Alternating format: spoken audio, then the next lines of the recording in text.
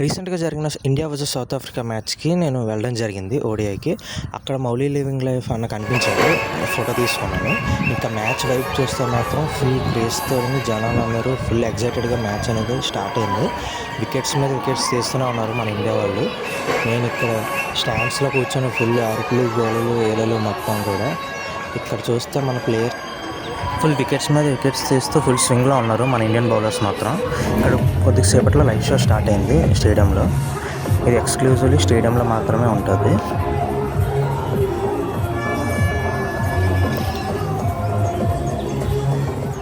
Innings break మధ్యలో జరిగింది. ఇప్పుడైతే విరాట్ కోహ్లీ ఎంట్రీ మాత్రం రికార్డ్ చేసాం మొత్తం. ఫుల్ స్టేడియం మొత్తం హడల్ అయిపోయింది ఎంట్రీకి మాత్రం. ఫుల్ అందరూ స్టేటస్లు స్టోరీలు పెడుతూ ఫుల్గా రెచ్చిపోయారు ఇంకా సెలబ్రేషన్స్ చేసుకుంటూ.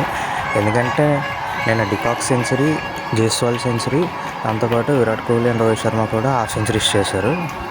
మొత్తానికి మ్యాచ్ అయితే సింపుల్గా విన్ అయిపోయారు బిలో 40 అవర్స్లోనే మ్యాచ్ అనేది.